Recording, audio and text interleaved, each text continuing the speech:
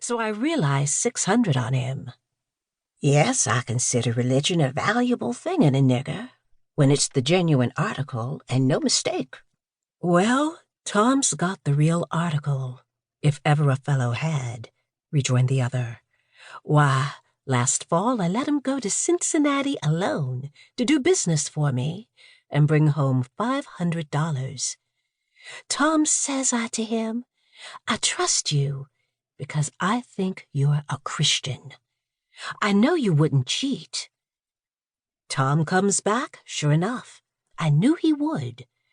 Some low fellas, they say, said to him, Tom, why don't you make tracks for Canada? Ah, Master trusted me, and I couldn't. They told me about it. I am sorry to part with Tom, I must say. You ought to let him cover the whole balance of the debt. And you would, Haley, if you had any conscience. Well, I've got just as much conscience as any man in business can afford to keep. Just a little, you know, to swear by, as 'twere, said the trader jocularly. And then I'm ready to do anything in reason to oblige friends. But this year, you see, is a little too hard on a fellow. A little too hard. The trader sighed contemplatively and poured out some more brandy. Well then, Haley, how will you trade? Said Mr. Shelby, after an uneasy interval of silence. Well, haven't you a boy or gal that you could throw in with Tom? None that I could well spare, to tell the truth. It's only hard necessity makes me willing to sell it all. I don't like parting with any of my hands, that's a fact. Here the door opened, and a small quadroon boy between 4 and 5 years of age entered the room. There was something in his appearance remarkably beautiful and engaging. His black hair, fine as floss silk, hung in glossy curls about his round dimpled face, while a pair of large dark eyes, full of fire and softness, looked out from beneath the rich, long lashes as he peered curiously into the apartment. A gay robe of scarlet and yellow plaid, carefully made and neatly fitted, set off to advantage the dark and rich style of his beauty, and a certain comic air of assurance, blended with bashfulness, showed that he had been not unused to being petted and noticed by his master. "Hello, Jim Crow," said Mr. Shelby, whistling and snapping a bunch of raisins toward him.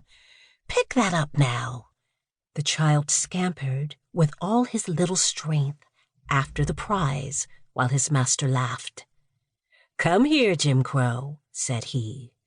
The child came up, and the master patted the curly head and chucked him under the chin. "Now, Jim, show this gentleman how you can dance and sing." The boy commenced with one of those wild, grotesque songs common among the Negroes, in a rich, clear voice, accompanying his singing with many comic evolutions of the hands, feet, and whole body, all in perfect time to the music. "Bravo!" said Haley, throwing him a quarter of an orange. "Now, Jim, walk like old Uncle Cujo when he has the rheumatism," said his master.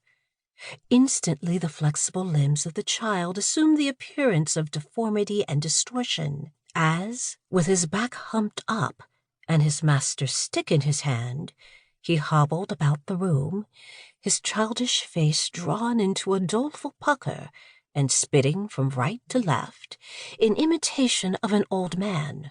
Both gentlemen laughed uproariously. "Now, Jim," said his master, "show us how old Elder Robbins leads the psalm." The boy drew his chubby face down to a formidable length, and commenced toning a psalm tune through his nose with imperturbable gravity. "Hurrah! Bravo! What a young'un!" said Haley. "That chap's a case, I'll promise." "Tell you what," said he, suddenly clapping his hand on Mr. Shelby's shoulder. "Fling in that chap, and I'll settle the business. I will. Come now, if that ain't doing the thing up about the writers."